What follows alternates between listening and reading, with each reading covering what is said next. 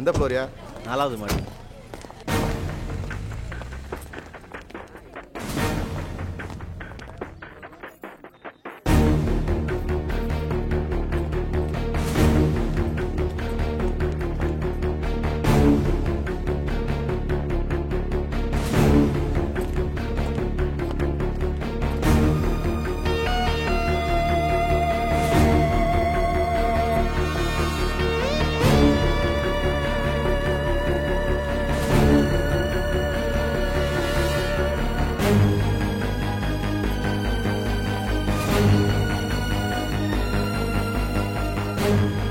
சொல்லுமா.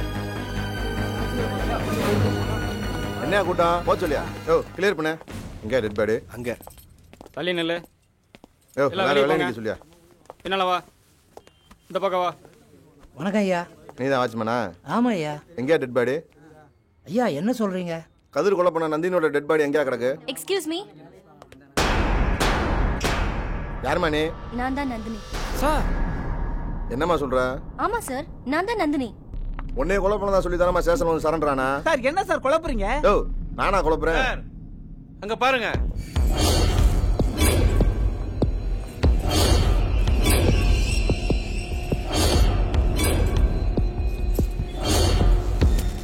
ஏய் எந்திரியா. ஏதோ துரோகம் பண்ணிட்டேன், நான் ஏமாந்துட்டேன், அதனால அவளை கொலை பண்ணிட்டேன்னா? ஆமா சார், நான் கொலை பண்ணிட்டேன். செங்கலால அடிச்சு ஒரே ரத்தம். முதல்ல வேண்டாம் தான் நினைச்சேன், ஆனா கொலை பண்ணிட்டேன். அப்ப இது யாரு? சொன்னா நம்புங்க, இந்த கையால தான் நான் அவளை கொன்னேன். என்னையா சொல்ற? எப்படி தப்பிச்ச நீ? எப்படி தப்பிச்ச? சொல்லாம விட மாட்டேன் பாருங்க.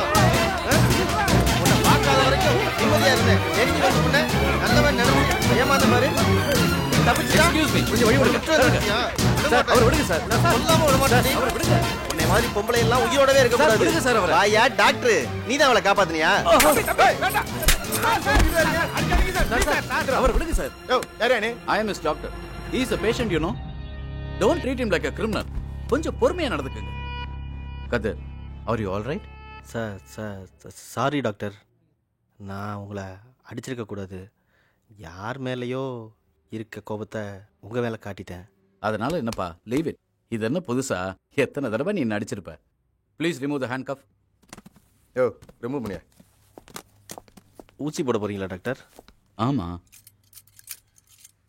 ஹலோ பெரிடால் தானே? ஆமா. கொஞ்ச நேரம் தூங்குனா சரியா போயிடும்.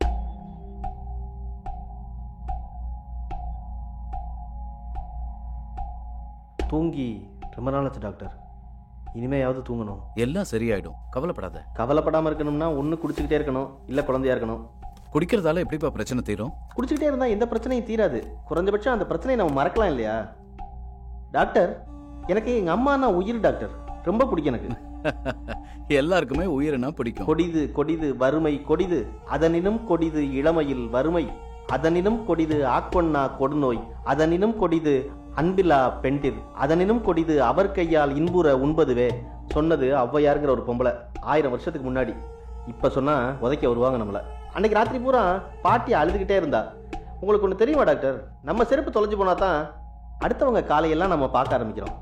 நான் பார்க்கணுங்கிறக்காக தான் நந்தினி ஒரு கிஃப்ட் வாங்கி கொண்டு கொடுத்தா. ஆனா அதை பிரிச்சு பார்க்கணுன்னே எனக்கு தோணல. என் சின்ன வயசுல இருந்தே அம்மா தான் எனக்கு எப்போவுமே தலை சீவி பவுடர் போட்டு ட்ரெஸ் எல்லாம் பண்ணி விடுவாங்க. அப்பா முன்னாடியே சொன்னாரு, ஆனா நான் கேட்கல. நான் பணம் கொடுத்தேன், அதை கூட வாங்கிக்காம கோச்சுக்கிட்டு போயிட்டார் அவரு.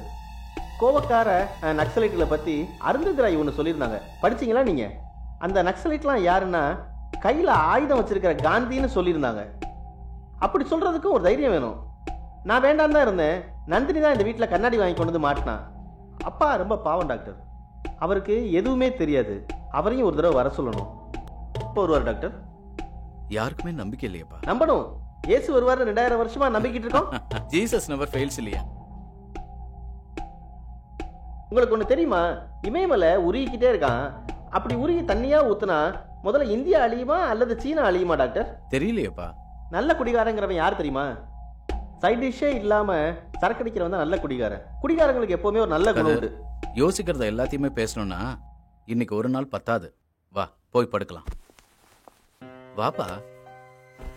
லேசா தூக்கம் வர மாதிரி தான் இருக்கு டாக்டர். அதான் நானும் சொல்றேன், கொஞ்ச நேரம் தூங்கு. சில நேரங்கள்ல அவ எங்க அம்மாவை ஞாபகப்படுத்துற மாதிரி ஏதாவது செய்வா. ஆனா அவ இப்படி செய்வான்னு நான் வாப்பா நினைக்கவே இல்லை சொல்றேன், டாக்டர். முதல்ல நல்லா தூங்கு, அப்புறம் உனக்கே எல்லாம் புரியும்.